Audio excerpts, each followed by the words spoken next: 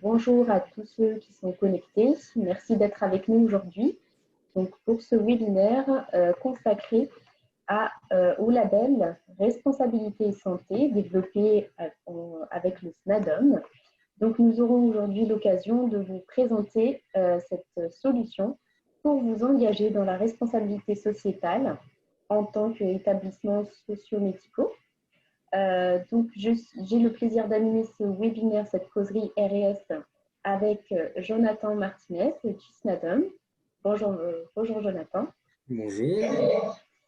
Et nous avons le plaisir d'avoir Aurélie Lepédel de ALRVT qui va nous faire un super témoignage et un retour d'expérience sur leur démarche de responsabilité sociétale à travers leur labellisation RS. Bonjour Aurélie. Bonjour à tous. Alors, cette causerie va se dérouler en 3 temps. Donc, on va d'abord se présenter donc, au niveau de l'agence Lucie rapidement et puis le SNADOM. Ensuite, on va surtout se concentrer sur les solutions de responsabilité sociétale et donc la présentation du label RS et des différents dispositifs pour se faire labelliser et s'engager dans la responsabilité sociétale. Ensuite, nous aurons le témoignage d'Aurélie sur leur démarche RSE au sein de leur établissement. Et puis, nous finirons par une partie questions-réponses pour répondre à vos questions. Donc, n'hésitez pas à les mettre au fur et à mesure en utilisant la fonction chat qui s'appelle Q&R que vous retrouvez dans les boutons. Donc vous pouvez utiliser cette fonction pour inscrire vos questions au fur et à mesure et nous y répondrons avec plaisir. Alors, petite présentation en amont de l'agence Lucie. Rapidement. Donc, l'agence Lucie, aujourd'hui, on est une agence de labellisation des organisations. Nous proposons différents dispositifs pour s'engager dans la responsabilité sociétale, quelle que soit son activité, sa taille ou ses moyens et sa motivation à s'engager dans la responsabilité sociétale. Et nous avons donc développé des dispositifs qui permettent de s'engager.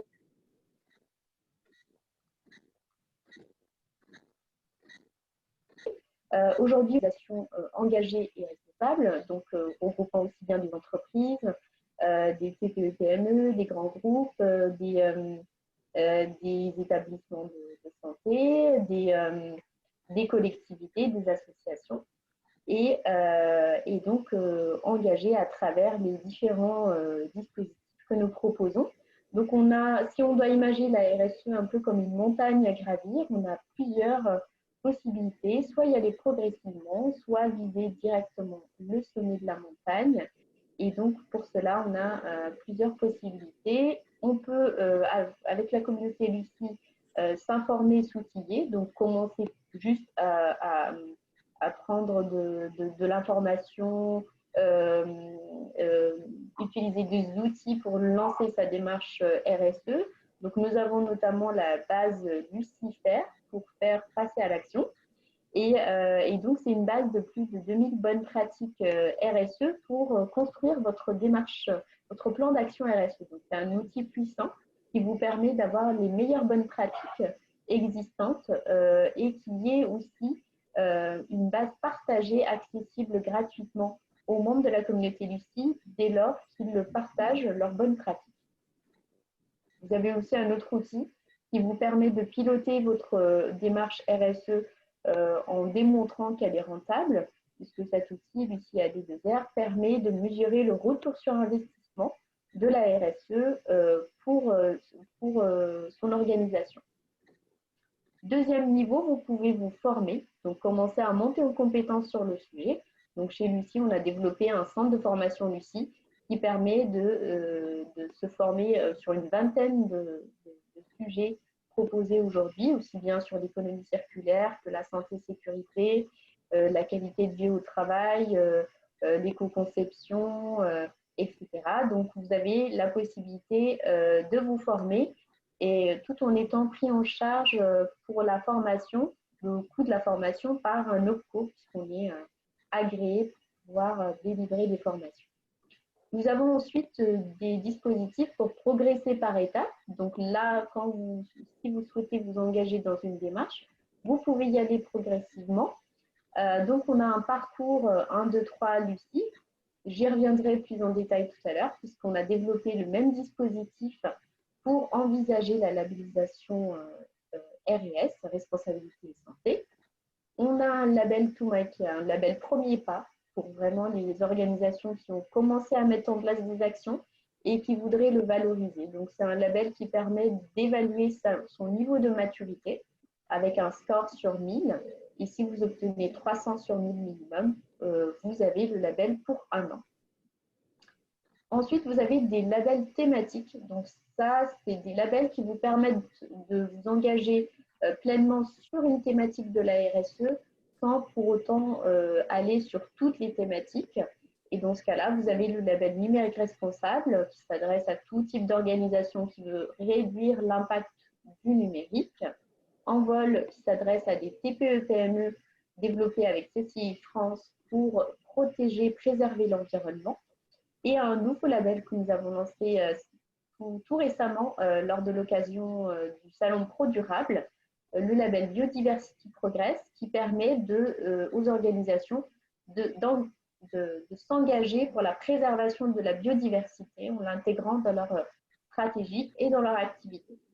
Et enfin, le sommet de la montagne. Donc là, vous vous engagez pleinement avec des labels qui sont exigeants et qui permettent réellement de transformer l'activité, d'intégrer la RSE dans l'activité des organisations. Donc, notre label d'origine, Lucie 26000, que nous avons créé en 2007, bien avant la publication de l'ISO 26000 en 2010. Et nous l'avons bien sûr ensuite aligné sur cette norme de référence de responsabilité sociétale. Et par la suite, donc, nous avons, comme vous le voyez, développé d'autres labels, comme je viens de vous présenter. Et bien sûr, la star de cette matinée, c'est le label Responsabilité et Santé, qui est en fait une déclinaison sectorielle de l'ISO 26000, notre label générique. Et donc, c'est un label adapté aux établissements socio-médicaux pour justement avoir un label qui soit aligné sur leurs enjeux, leurs spécificités et qui soit pertinent pour répondre à leur engagement, à leur volonté de s'engager dans la responsabilité sociétale. Alors, je laisse la parole à Jonathan pour nous parler du SNADOM. Alors, pour expliciter finalement l'acronyme, c'est le Syndicat national des associations d'assistance à domicile. Plus simplement, le SNADOM des acteurs qui sont associatifs, au moins 75%. Comment dire, ce sont des prestataires de santé à domicile. Donc, historiquement, les membres du SNADOM, ce sont des structures qui, dans les années 50-60, se sont construites à l'initiative d'usagers, de médecins dans les centres hospitaliers pour permettre, dans un premier temps, le retour à leur domicile d'enfants qui étaient atteints de polio. Donc, le secteur s'est développé avec un monopole associatif sur, je dirais, tout un tas de pathologies chroniques, respiratoires, le diabète, des traitements également ensuite par nutrition, perfusion, etc. Et le secteur s'est libéralisé, s'est ouvert dans les années, fin des années 90, début des années 2000. Et finalement, le SNADOM conserve les derniers acteurs associatifs, mais de taille importante. C'est-à-dire que vous en avez 9 à l'heure actuelle au SNADOM. Ça représente 1600, 1700 salariés, sachant que ce n'est que la partie consacrée à ce qu'on appelle la prestation médico-technique, donc la mise à disposition de dispositifs médicaux à des patients, la formation de ces mêmes patients, des aidants, etc., qui est visée ici. Vous avez des membres du SNADOM qui ont des centres de santé, qui ont une activité d'hospitalisation à domicile, des centres infirmiers. Donc, il y a une activité extrêmement variée. Et ce qu'on a également signalé là, c'est qu'on a un ratio, je dirais, assez important de professionnels de santé médicaux, paramédicaux, parce qu'il y a des médecins dans nos équipes, des pharmaciens, des infirmiers, des kinés, des diététiciens. Il y a également un grand nombre de techniciens, d'aides-soignants. Donc, c'est un panel assez large, mais en tout cas, on a un ratio dans nos équipes de professionnels de santé médicaux et paramédicaux qui est assez important. Voilà.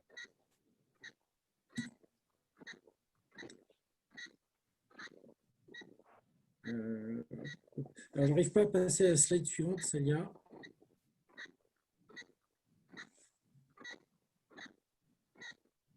Ah, merci. Oui, ça c'est pour compléter un petit peu je dirais le panorama. Je parlais justement de maladies chroniques. Bah, vous avez ça pour les membres du SNADOM, le cœur de métier historique parce qu'il fait appel à l'histoire et aux années 50-60. C'est l'assistance respiratoire, tout ce qui a trait à l'oxygénothérapie, la ventilation, la pression positive continue pour les patients qui sont atteints d'apnée du sommeil. Et puis, il y a une diversification qui s'est faite avec le diabète, donc l'insulinothérapie par pompe et tout ce qui a trait à la perfusion, à la nutrition. Voilà je dirais pour la présentation du SNADOM. Mais la particularité, c'est que nous ne regroupons que des acteurs associatifs et donc à but non lucratif, à tel point que nous sommes également membres associés de l'UDES, qui est l'Union des employeurs de l'économie sociale et solidaire.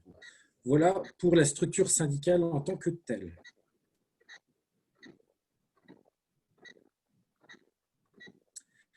Et puis oui, là, alors ça, on peut aller plus vite là-dessus. C'est un petit peu un listing de ce que l'on fait, mais il y a une partie qui a trait à la coordination des soins, l'installation évidemment des dispositifs médicaux, la formation, je l'ai dit, des soignants, parce qu'on ne réalise pas d'actes de soins en tant que tel, mais on forme les soignants finalement aussi au matériel médical, on forme les aidants. Et il y a toute la partie vraiment où on nous demande de suivre des patients qui sont à leur domicile et de participer finalement à des actions d'éducation thérapeutique, le filtrage des alertes, etc. Donc, on est un petit peu à l'interaction de tout un tas de professionnels de santé, mais le cœur de métier, finalement, c'est qu'on se rend au domicile du patient et on veille à la bonne utilisation de son traitement via un dispositif médical.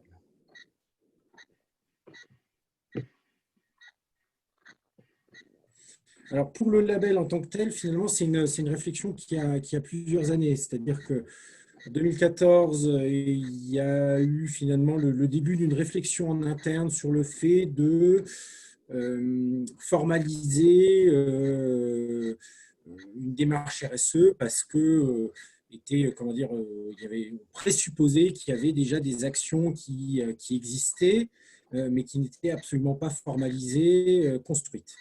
À tel point qu'on a travaillé donc avec Lucie à l'élaboration d'un référentiel, donc responsabilité et santé, tout au long de l'année 2015. Et le label en tant que tel, officiellement, a été lancé lors d'un colloque à l'Assemblée nationale en janvier 2017. Et ensuite, c'est allé assez vite, puisque la première association labellisée, donc c'est ALER+AVD, c'est déjà 2017. Et 2018, on en avait 3, et 3 autres sont en cours. Donc, ce qui s'est passé, on ira ensuite sur le contenu du référentiel, mais le souhait, c'était vraiment de créer une démarche qui s'adresse spécifiquement aux différents acteurs de la santé à domicile. Donc, ça y a parlé d'établissements médico-sociaux, mais ça va être aussi tout ce qui est centre de santé, ça va être les services infirmiers, les SIAD, ça va être l'hospitalisation à domicile. Donc, le champ est très large. Le label est construit, le référentiel est construit de façon à s'adresser à tous les acteurs de la santé à domicile. Ça peut être également être des EHPAD, puisque l'EHPAD, c'est considéré comme du domicile. Donc, voilà, il y a un champ très large qui concerne notre référentiel. Et donc, le but, je l'ai déjà un petit peu dit, mais l'objectif, en fait, c'est vraiment de rassembler, d'entraîner un secteur spécifique, donc la santé à domicile, autour d'une ligne finalement homogène et puis d'amélioration des pratiques professionnelles. parce que c'est quelque chose qui est frappant dans notre secteur, c'est qu'il y a une grande hétérogénéité des pratiques.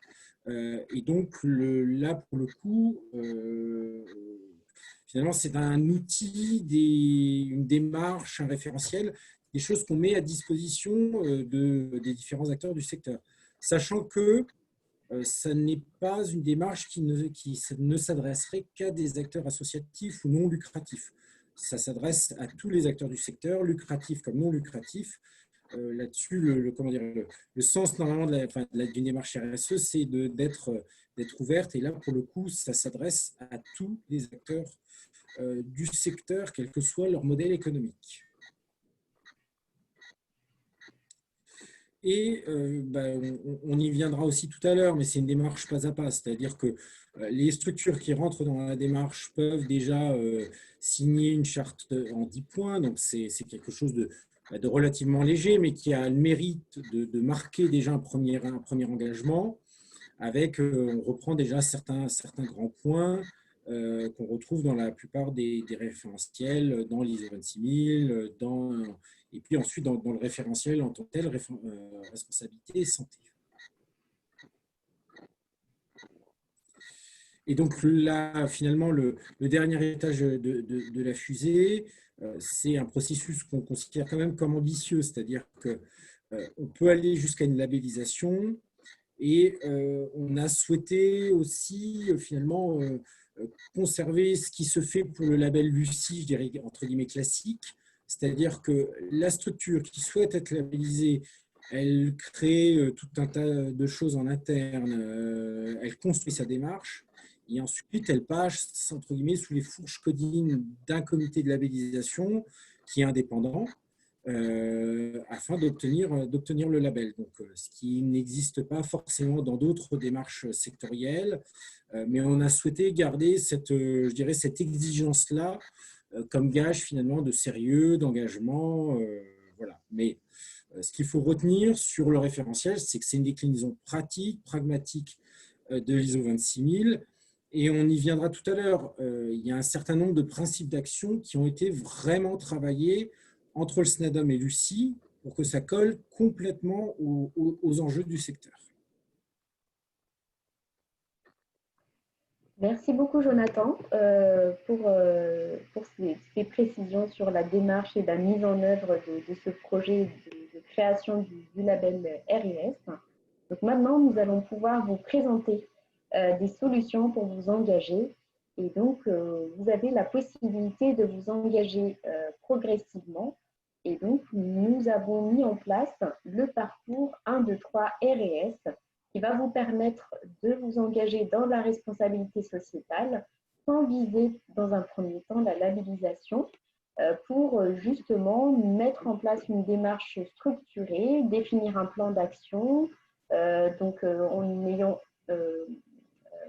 identifié vos enjeux prioritaires et en ayant identifié vos pistes d'amélioration. Donc, c'est une démarche qui permet de s'engager de manière plus accessible pour notamment des structures qui n'ont pas encore la possibilité ou la volonté d'aller tout de suite vers la labellisation RES. Donc, d'abord, avant de vous parler de ce parcours, je voudrais vous présenter d'abord le référentiel RES. Donc, comme vous l'a dit Jonathan, c'est un label qui est aligné sur l'ISO 26000. Il couvre toutes les questions centrales de l'ISO 26000, les 7 questions centrales, puisque nous avons 7 questions centrales dans l'ISO 26000 qu'on appelle 7 engagements côté RES. Donc, le référentiel RES comporte 25 principes d'action. Donc, ces 7 engagements sont déclinés en 25 principes d'action. Ce sont donc les enjeux RSE. Et donc, vous voyez à travers le référentiel qui s'affiche à l'écran qu'il a été totalement adapté pour que ce soit pertinent pour un acteur de la santé à domicile, des établissements socio-médicaux. Donc, notamment, par exemple, pour l'engagement numéro 6, respecter les intérêts des usagers et bénéficiaires. Donc, Donc celui-ci, par exemple, dans l'ISO 26000, il s'appelle questions relatives aux consommateurs. Donc là, on parle, quand on est dans le domaine du secteur de la santé, on parle d'usagers, de bénéficiaires. Et donc, on va aborder la pratique loyale en matière de prise en charge, garantir la sécurité des produits et services pour la santé des usagers et bénéficiaires, viser la meilleure qualité des soins et de services et l'empathie dans la relation, reconnaître l'usager et les associations d'usagers comme partenaires. Donc, vous voyez, c'est vraiment les questions centrales de l'ISO 26000 ont été ensuite vraiment retravaillées pour correspondre aux enjeux des acteurs de la santé. Donc, on peut le voir aussi à travers les autres engagements que ça a été aussi adapté. Certains vont être très similaires à notre référentiel générique, par exemple, respecter les droits des personnes. Donc là, on va retrouver les mêmes principes d'action, les mêmes enjeux sur le respect des droits des personnes, prévenir la discrimination ou la protection des données. Donc là-dessus, il n'y a pas de grande différence entre une entreprise classique et un acteur de la santé. Après, par exemple, l'engagement 3, développer les relations et conditions de travail. Donc ça, c'est très important pour les acteurs de la santé, puisque leur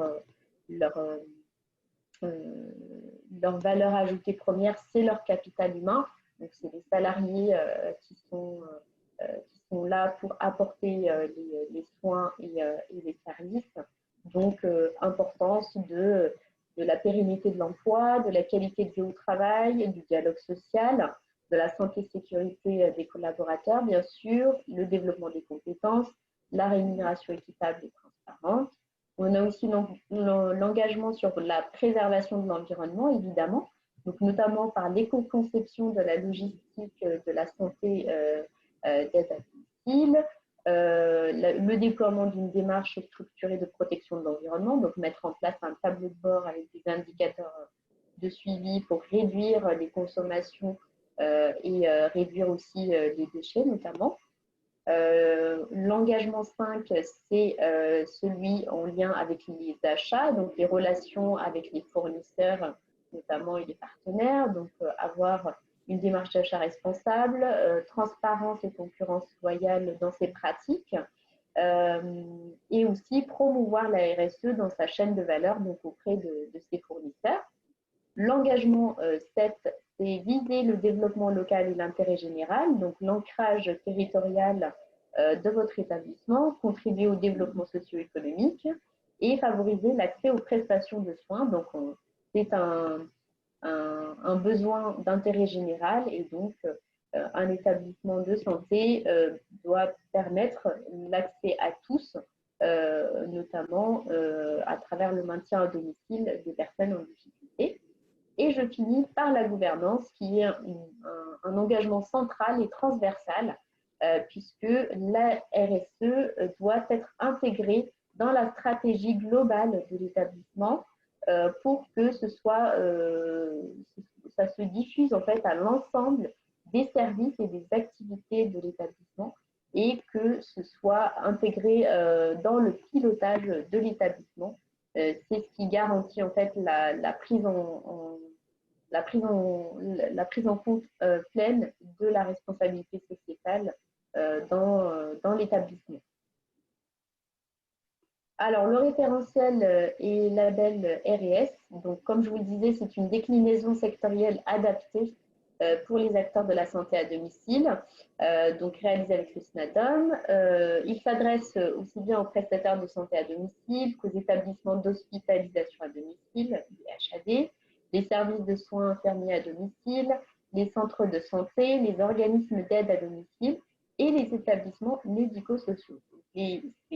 C'est un référentiel qui est assez large et qui permet à une grande partie des acteurs de la santé de s'engager avec ce référentiel vraiment adapté à leurs enjeux.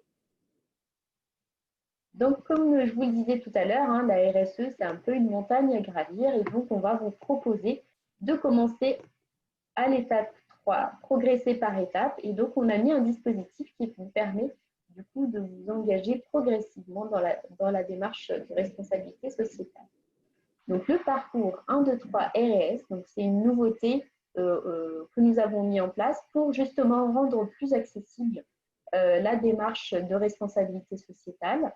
Donc, c'est un parcours qui vous permet, sur une durée de 2 ans, de vous engager dans une démarche de responsabilité sociétale et d'intégrer la communauté, la première communauté engagée en RSE, la communauté Lucie, et de pouvoir bénéficier de toutes les actions mises en place par la communauté Lucie, notamment des événements. On vous apporte des informations de veille RSE.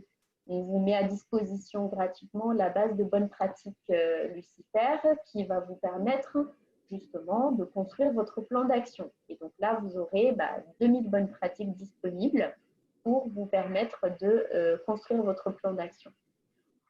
Donc, quand vous intégrez ce dispositif, vous faites partie de la communauté Lucie pendant 2 ans et vous bénéficiez de tous ces avantages et services.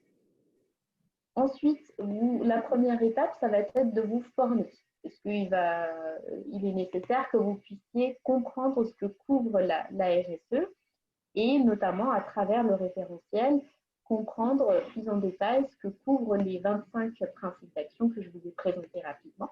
Donc, ces 2 jours vont vous permettre de savoir ce qu'il en est, de vous former aussi à l'outil qui va vous permettre de faire l'auto-évaluation, donc Lucie Online.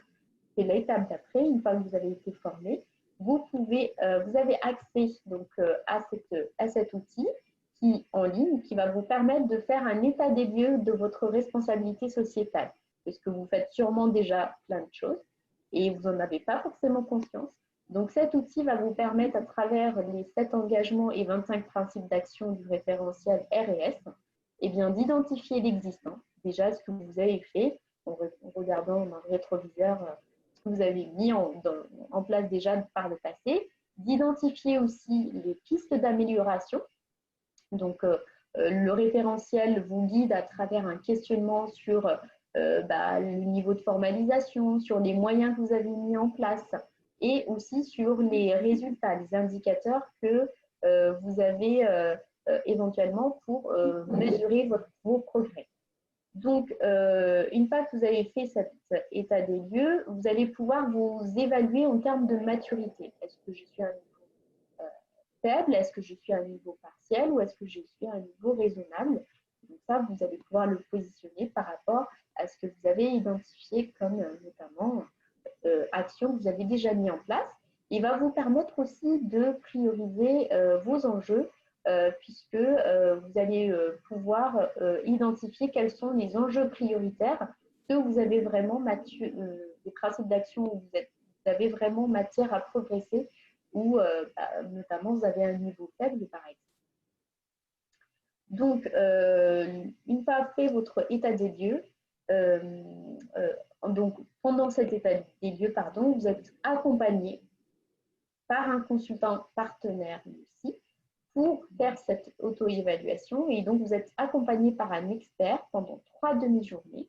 Ce consultant va vous conseiller tout le long pour aussi bien identifier des pistes d'amélioration, vous aider à construire votre plan d'action, vous aider aussi à vous auto-évaluer et à répondre à toutes vos questions. Et donc, de cette manière, vous êtes guidé dans votre démarche et vous bénéficiez donc de ces 3 demi-journées. Une fois que vous avez été accompagné, vous avez toute la matière pour établir votre plan de progrès, votre plan d'action RSE. Toujours via l'outil Lucie Online, vous avez la possibilité donc, de prendre des engagements de progrès et de les formaliser, de définir les engagements que vous prenez, les actions que vous souhaitez mettre en œuvre, de définir l'échéance à laquelle vous voulez mettre en place cette action et de définir aussi les moyens, les livrables, ainsi que les indicateurs à suivre pour mesurer votre progrès. Et à la fin des 2 ans, donc une fois que vous avez fait votre état des lieux, vous avez été accompagné par un consultant, vous avez établi votre plan d'action, de progrès, vous recevez une attestation qui atteste que vous avez suivi ce parcours RS et vous êtes du coup prêt ensuite à envisager, si vous le souhaitez, la labellisation RS. Sinon, vous sortez de la communauté Lucie, mais vous pouvez continuer. Vous êtes lancé pour continuer votre démarche de responsabilité sociétale. Donc, en termes de coût, vous avez le coût de la formation de 2 jours, qui est à 990 € hors taxe par personne. Donc, cette formation, elle peut être prise en charge par votre OPCO, un centre de formation agréé.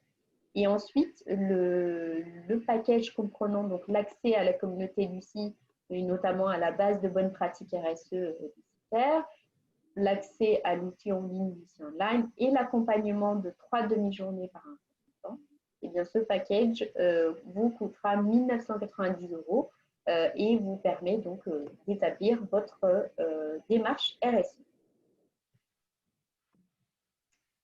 Donc, comme je vous le disais, dans la communauté Lucie, lorsque vous l'intégrez, vous allez avoir accès à des avantages et notamment la vie de la communauté. Vous êtes invité notamment à des cercles pour progresser, partager avec les autres membres de la communauté Lucie des bonnes pratiques, notamment trouver des solutions ensemble.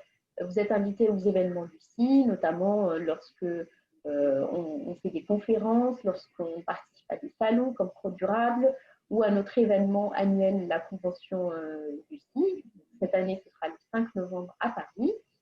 Vous bénéficiez aussi de visibilité. On communique beaucoup pour valoriser les membres de la communauté Lucie, donc à travers notamment les réseaux sociaux. Et puis, quand vous allez intégrer en fait le dispositif 1, 2, 3 et RS, vous pourrez afficher le logo que vous voyez au centre, le rond avec le petit smiley avec Lucie, pour signifier en fait que vous faites partie de la communauté Lucie.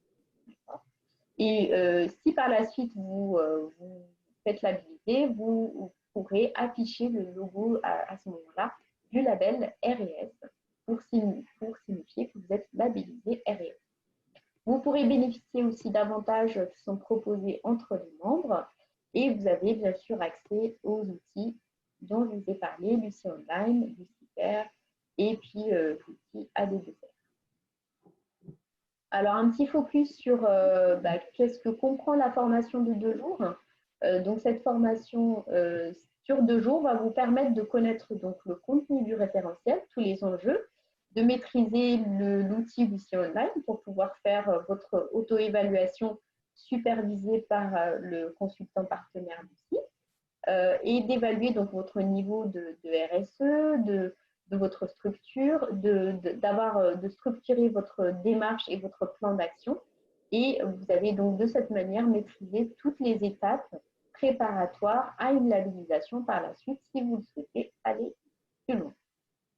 Et donc, c'est une démarche, c'est une formation vraiment opérationnelle. Hein. Donc, à la fin de cette formation, vous allez pouvoir vous lancer tout de suite dans votre démarche RSE en mettant en place et en commençant notamment par l'état des alors, très bonne nouvelle pour les acteurs de la santé de la région Pays de Loire. La MAPES, c'est la mission d'appui à la performance des établissements de santé, a lancé un dispositif collectif pour permettre aux établissements médico-sociaux de s'engager dans la responsabilité sociétale en finançant 100% du dispositif. Donc, c'est un dispositif qui est accessible avec prise en charge à 100% par la MAP.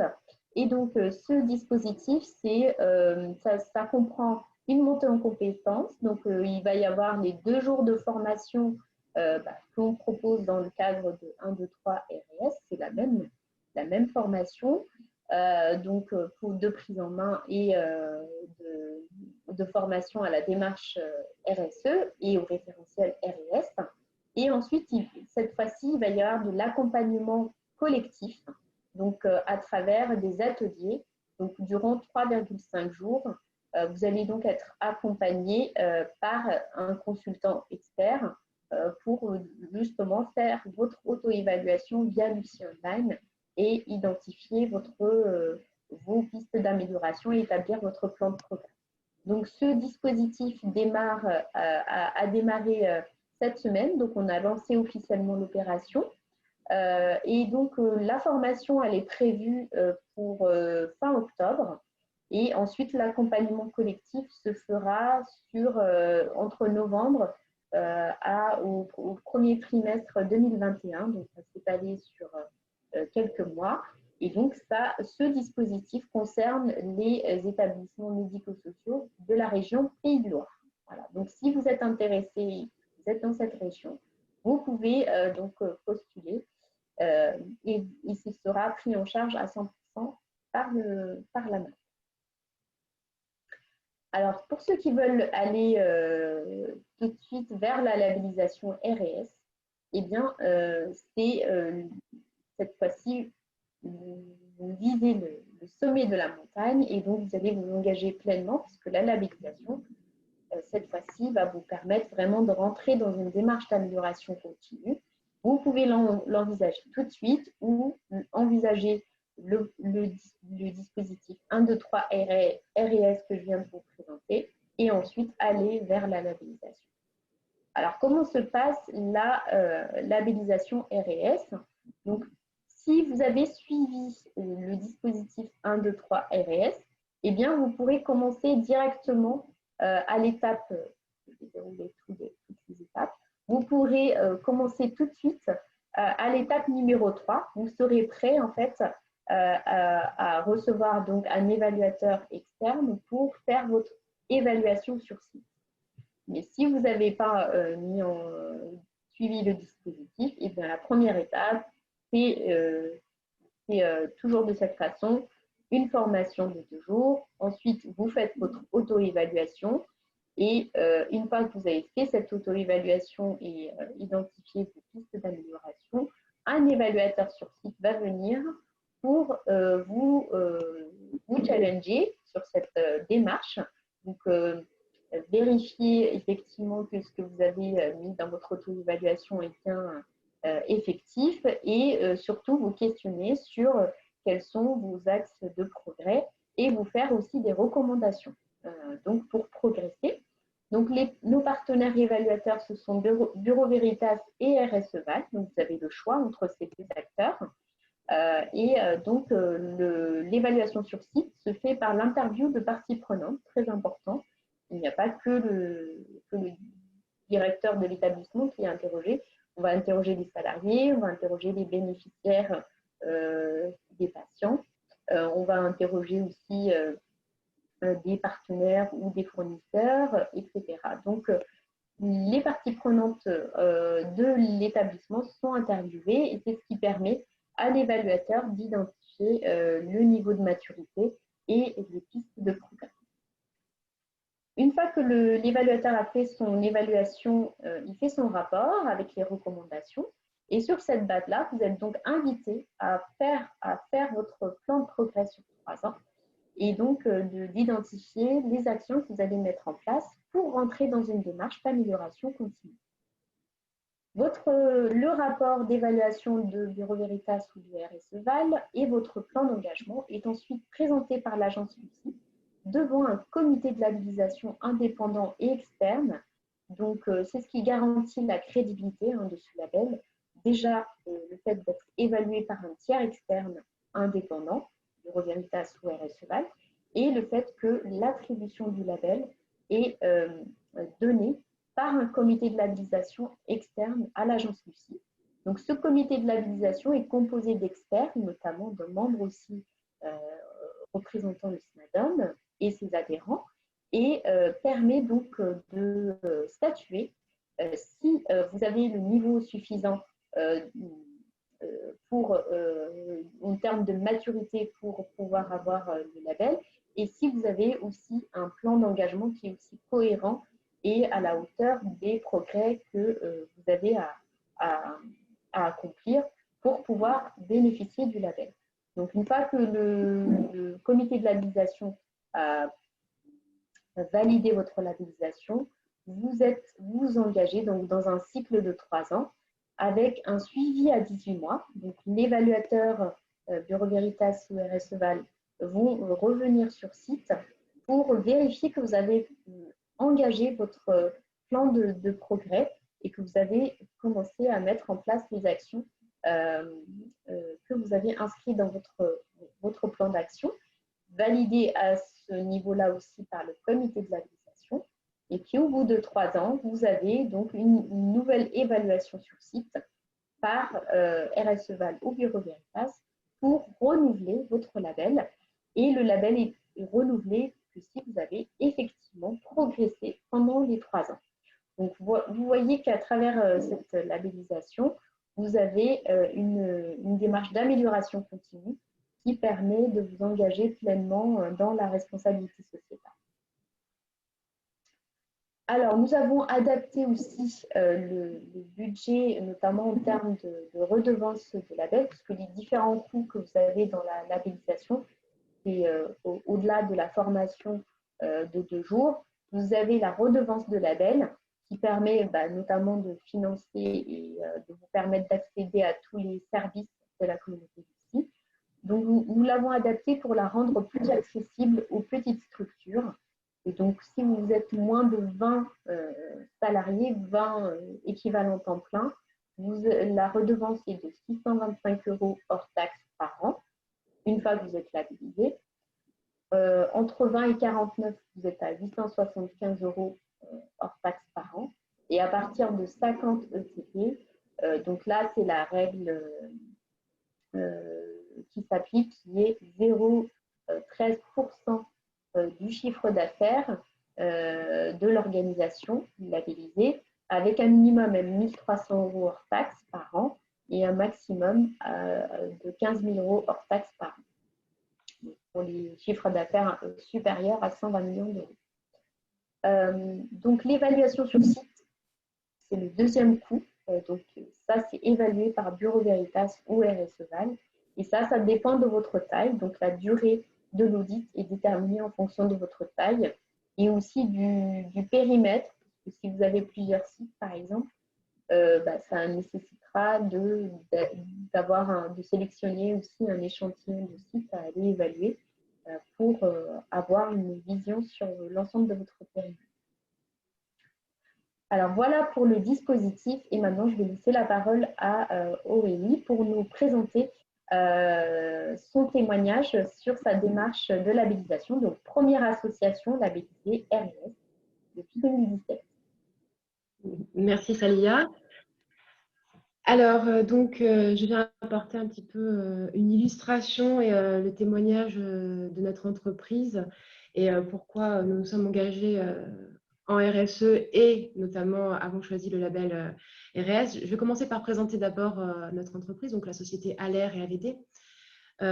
Nous sommes un acteur de santé à vocation régionale. Nous sommes implantés sur Limoges et avons 2 autres établissements, un à Brive et un à Angoulême. Et notre mission est d'assurer dans les meilleures conditions la prise en charge à domicile des traitements qui nécessitent un appareillage médical, comme l'a pu l'expliquer Jonathan tout à l'heure via le SNADOM. Donc, nous sommes nés du rapprochement de 2 associations qui sont l'association Aller et l'association AVD. Et nous avons une vocation non lucrative parce que notre actionnariat est exclusivement composé de nos 2 associations qui sont toujours existantes et qui proposent à nos patients dans le besoin un service social spécialisé, donc dans le conseil, l'accompagnement, et proposent également à nos patients un fonds social pour nos patients qui sont dans le besoin. Donc, nous avons un engagement social fort et présent. Alors, je ne sais pas si c'est moi qui fais passer les slides. Non. Je vous les passe. Merci.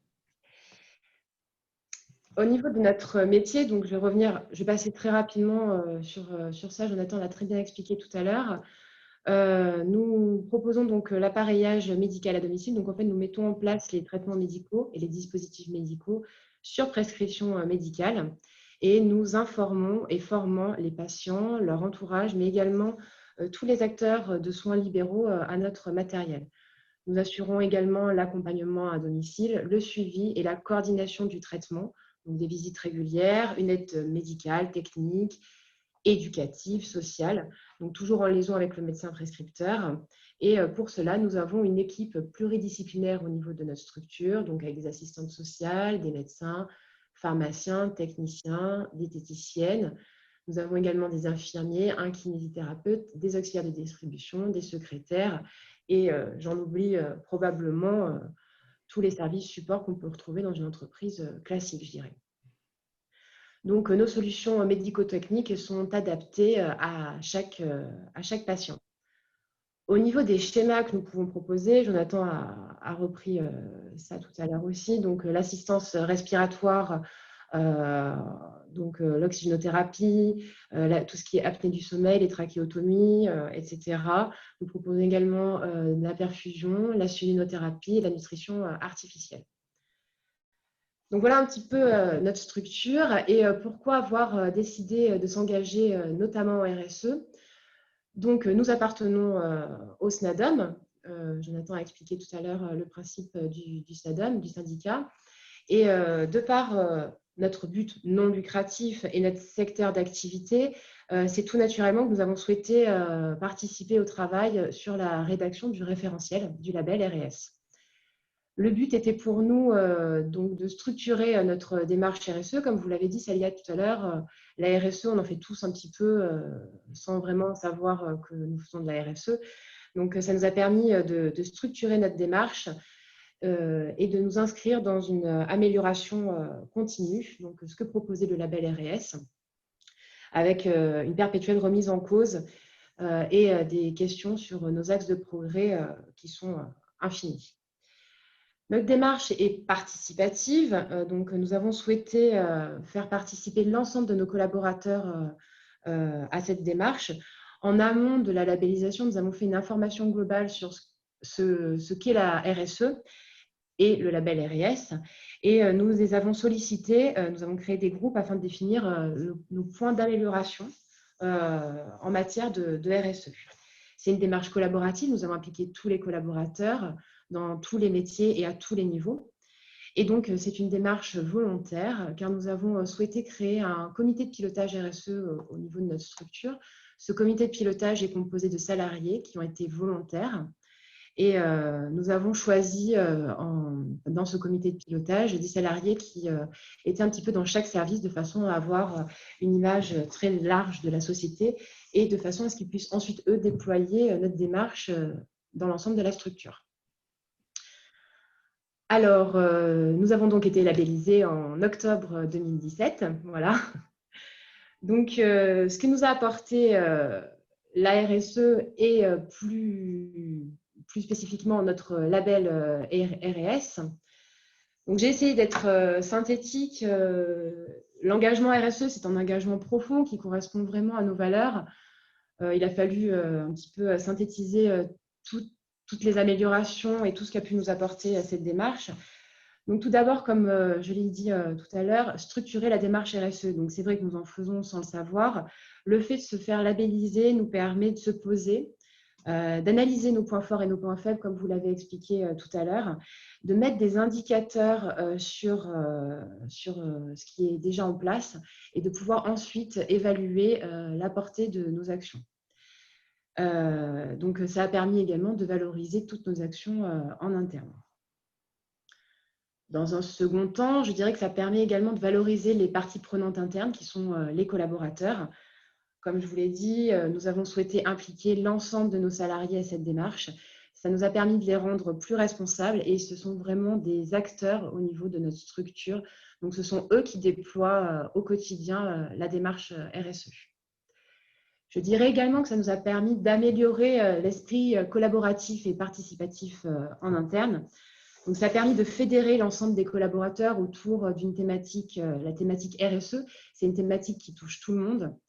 Je dirais que ça a permis en interne une émulation générale autour d'un but commun. Donc, on a vraiment fait participer et on a écouté tous les collaborateurs sur ce sujet.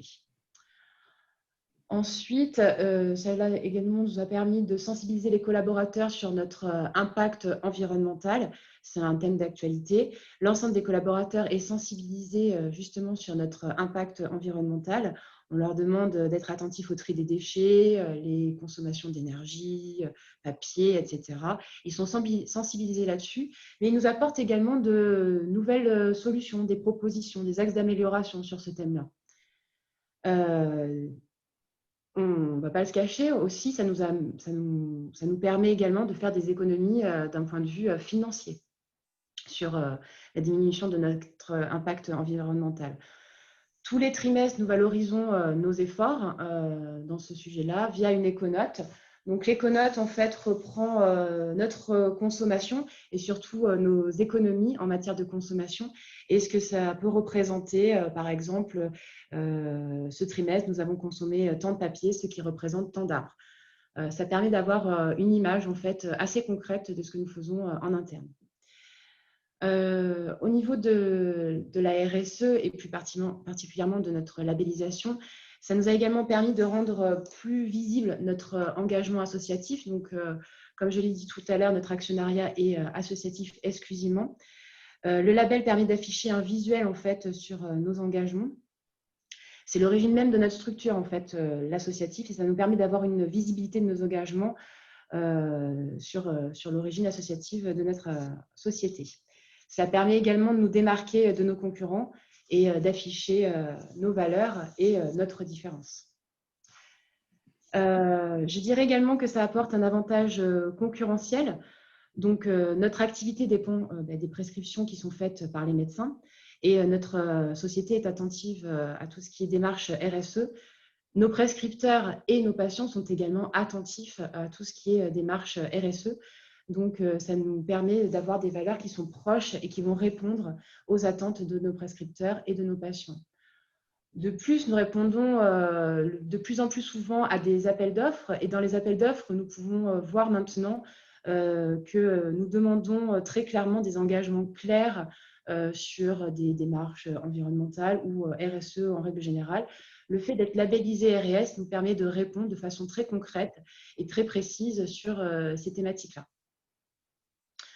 Enfin, je dirais que ça a permis de développer notre marque employeur dans le sens RH du terme.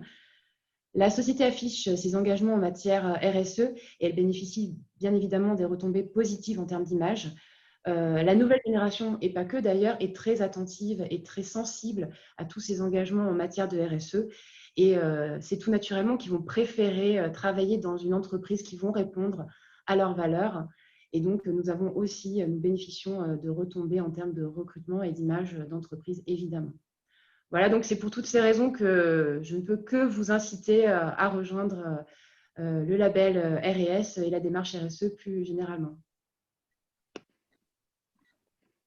Merci beaucoup Aurélie. J'avais oublié, il restait effectivement développer la marque employeur. Donc là maintenant, on est prêt à répondre à vos questions. Donc je vois qu'il y a déjà une question. Sur les demi-journées d'accompagnement dans le dispositif 1, 2, 3 RS. Alors là, en fait, on a 3 demi-journées. Et la question, c'est les 3 demi-journées d'accompagnement par le consultant sont pour l'auto-évaluation et pour la mise en place du plan d'action sur Lucie Online. C'est bien ça, effectivement, vous avez bien compris. Donc, ces 3 demi-journées, en gros, ça peut s'articuler de cette façon. Une première demi-journée de lancement avec le consultant qui va vous permettre de commencer votre travail d'auto-évaluation à travers, par exemple, une animation pour lancer un groupe de travail au sein de votre établissement. Vous allez donc identifier les collaborateurs qui vont pouvoir contribuer à l'auto-évaluation pour identifier justement les actions que vous avez mises en place.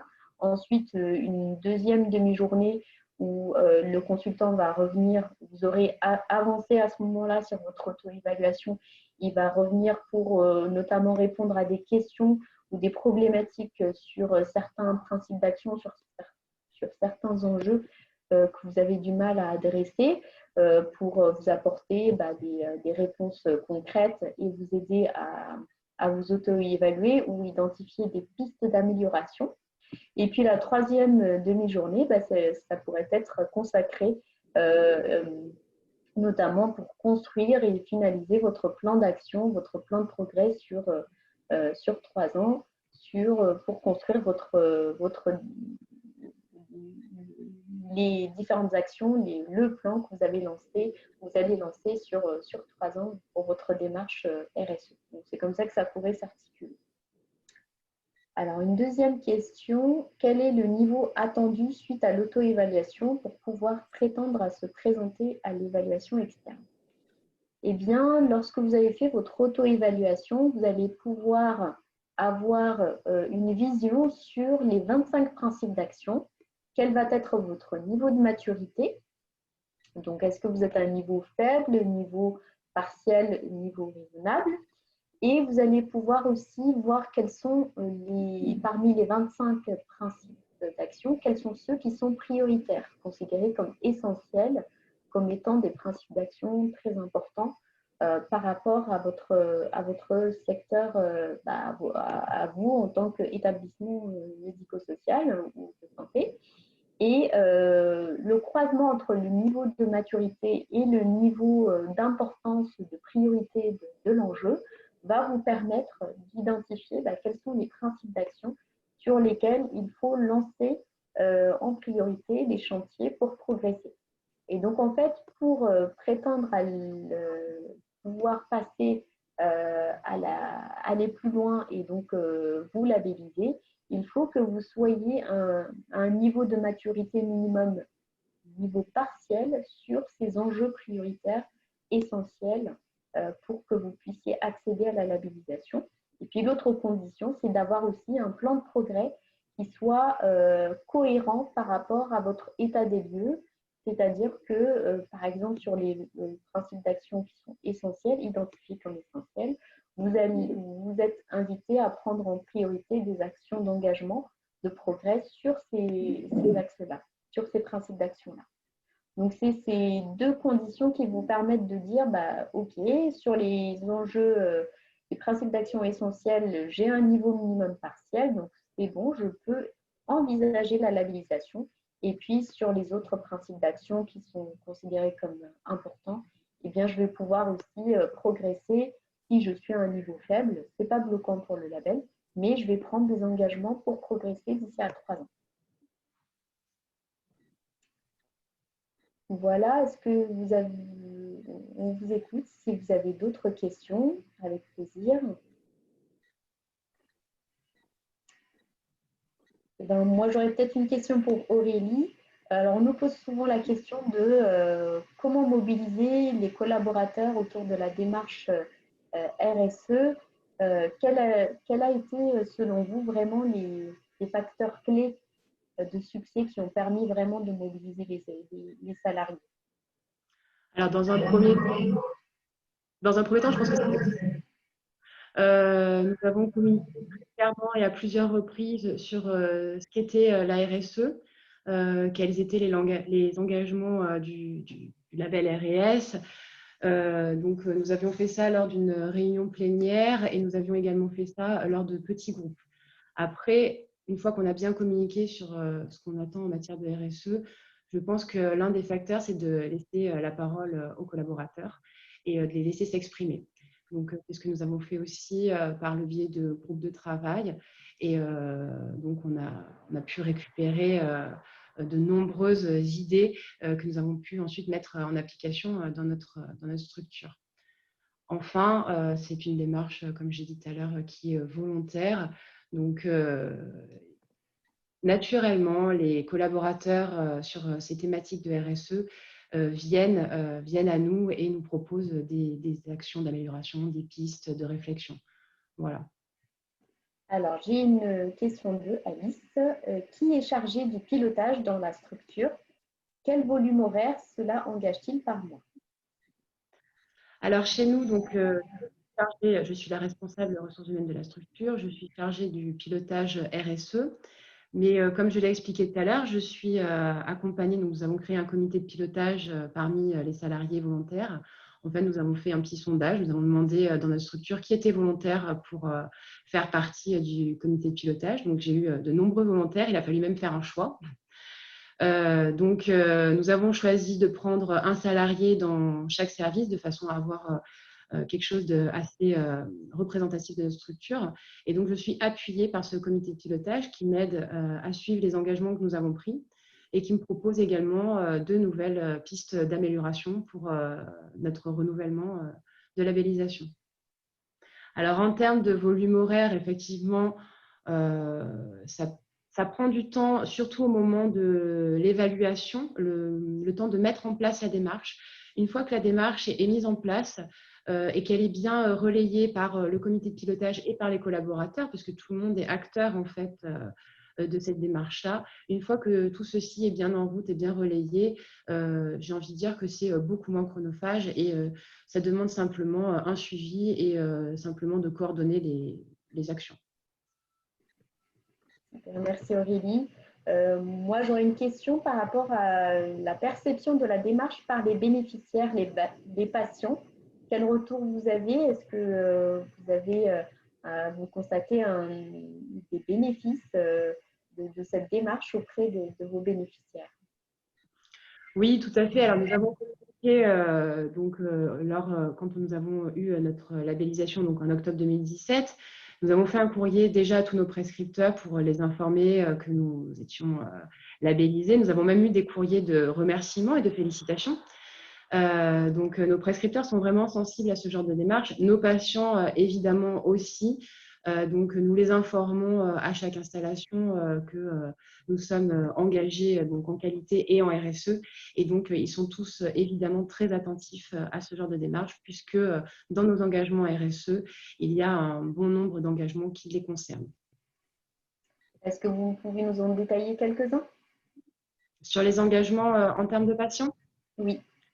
Alors, ça va être tout ce qui est lié à notre service social, nos accompagnements, les signalements sociaux, donc le nombre d'aides que nous avons pu apporter à nos patients, donc soit par le biais du fonds social, soit des aides pour leur permettre de partir en vacances, par exemple, ce genre de choses. Donc ça fait partie des engagements RSE et ça fait partie des choses que nous traçons maintenant. Donc forcément, les patients se retrouvent tout à fait dans ces engagements-là. Ok, super. Et vous disiez que ça apportait un avantage concurrentiel. Du coup, est-ce que ça vous a permis d'obtenir des appels d'offres ou d'avoir plus de prescriptions de la part des acteurs du territoire? Alors, comptabiliser, vous donner un chiffre sur le nombre de prescriptions que la labellisation RSE nous a permis d'avoir serait compliqué. Je ne pense pas que les prescripteurs nous choisissent uniquement pour ça. Mais ça nous permet, comme je dis, de mettre un visuel en fait, sur nos engagements. Concernant les appels d'offres, très clairement, quand on a des clauses dans les appels d'offres où on nous demande si la structure est engagée sur l'environnement ou plus globalement sur la RSE, le label RS est la réponse parfaite à ce type d'engagement parce que non seulement ça indique à la société que nous sommes déjà à un niveau de maturité dans le domaine RSE, mais surtout que nous sommes dans une démarche d'amélioration continue. Et c'est ça, je pense, qui est très important. Une deuxième question d'Alice. Êtes-vous soutenu par les conseils de l'ordre, les ARS? Là, du coup, je vais peut-être répondre. Alors, non, en fait, je vais être, comment dire, je vais être assez clair. Malheureusement, pour des raisons qui nous échappent quand même encore un petit peu, à différents niveaux, au-delà des conseils de l'ordre, des ARS, etc., notamment le ministère de tutelle pour nos activités, parce qu'on est dans un système, je ne l'ai pas dit, mais d'économie régulée avec des tarifs négociés avec les pouvoirs publics au niveau du ministère du comité plutôt économique des produits de santé, qui est tutelle ministère Santé Bercy. Donc, on est dans un système régulé et déjà, ces structures-là, lorsqu'on évoque ces sujets de RSE dans le domaine de la santé, pour le moment, ça ne prend pas. Et c'est extrêmement paradoxal de notre point de vue parce que c'est à notre sens, enfin, c'est un sujet de la santé qui est normalement particulièrement propice à véhiculer tout un tas de choses autour je dirais, de l'intérêt général. D'autant plus qu'on vit, entre guillemets, sur des deniers publics. Hein. C'est des remboursements assurés par l'État. Donc, il y a une exemplarité à avoir. Donc, pas réellement pour le moment, je dirais, de soutien ou de retour des ARS, du ministère, etc. Pour autant, petite ouverture, petite lueur d'espoir, si je puis dire, puisqu'il y a eu un rapport qui a été rendu par l'Inspection générale des affaires sociales au sujet des prestataires de santé à domicile. Donc le rapport n'est pas très bon, je dirais, pour tout un tas de raisons, en raison notamment d'un certain nombre de pratiques professionnelles qui sont discutables de la part d'un certain nombre d'acteurs dans le secteur. Pour autant, ce qui est noté, c'est recommandé, c'est qu'il faut que notre secteur passe par un système de certification qualité, donc ce qui va être travaillé avec la Haute Autorité de Santé. Donc il y a le volet qualité qui est visé, mais là aussi dans le rapport est quand même, je dirais, listé le label responsabilité santé. Donc, ce à quoi on sera très attentif pour le SNADOM, c'est que ce référentiel qui sera élaboré conjointement avec la HAS, il est également un certain nombre de dispositions relatives à la RSE. De notre point de vue, qualité, RSE, tout ça se répond. Et tout ça doit venir irriguer un référentiel qui sera propre, je dirais, aux différents acteurs du secteur. Donc, pas encore beaucoup de retours, je dirais, de la part des pouvoirs publics ou beaucoup d'intérêt, ce qui est bien dommage. Mais pour autant, c'est un travail de longue haleine. Donc, ça demande beaucoup d'énergie, mais on ne désespère pas de réussir à introduire des points RSE, des thématiques RSE dans je dirais, les textes qui viennent régir l'activité des prestataires dans un premier temps. Tout à fait. Et puis peut-être que du coup, au lieu d'attendre que ça vienne finalement de là-haut, c'est peut-être les acteurs de la santé qui montreront que la RSE va permettre d'apporter des solutions concrètes aux enjeux et aux problématiques qu'ils rencontrent, puisque ça s'inscrit pleinement dans leur activité. Hein. La RSE va toucher aux enjeux de leurs collaborateurs, leur santé et sécurité, les maintenir motivés, les attirer pour les recruter, pour leurs patients, leurs bénéficiaires, améliorer leur prise en charge, leur accès aux soins. Donc, tout ça, ça fait partie de la RSE et c'est en lien direct avec le cœur de métier des acteurs de la santé. Donc, ça viendra peut-être du terrain que de là-haut pour démontrer que la RSE, c'est la solution pour justement trouver des réponses aux problématiques et aux enjeux du secteur. Et puis, ces dispositifs-là vont permettre, après en région, il y a aussi, comme l'exemple de la MAP, il y a aussi des dispositifs qui se mettent en place pour permettre aux acteurs de la santé de s'engager en mettant en place des dispositifs financés. Donc, on espère en tout cas que ça va se multiplier à l'avenir. Et puis, on le voit quand même à travers le plan de relance de l'État, qu'on a quand même 30 milliards qui vont être consacrés à la transition écologique. Donc, ça va aussi sûrement avoir un impact, on l'espère en tout cas, sur le développement de ce type de dispositif pour aider et accompagner les acteurs de la santé à s'engager dans la responsabilité. Je ne vois pas d'autres questions. Je vous remercie à tous de votre participation ce matin à ce webinaire. Je remercie chaleureusement Jonathan et Aurélie d'avoir participé avec moi à ce webinaire. On espère en tout cas que ça vous a apporté toutes les informations et ça vous a donné un éclairage sur les possibilités de s'engager dans la responsabilité sociétale. En tout cas, on espère que ça vous a donné envie de vous lancer dans cette démarche et de mettre en place une démarche de responsabilité sociétale. Ce webinaire sera disponible en replay. Donc, on vous le diffusera, il sera disponible en ligne pour ceux qui n'auront pas pu participer. Et puis, ceux qui sont là avec nous, n'hésitez pas à le relayer à vos contacts pour faire connaître ces démarches. Et notamment, si vous êtes en Pays de Loire, n'hésitez pas à relayer à vos contacts qui pourraient être intéressés par le dispositif de la MAP. Je vous remercie et je vous souhaite à tous une excellente journée. Merci encore Jonathan et Aurélie. Merci à vous. Et on vous souhaite une excellente journée. À très bientôt. Au revoir. Au revoir. Au revoir.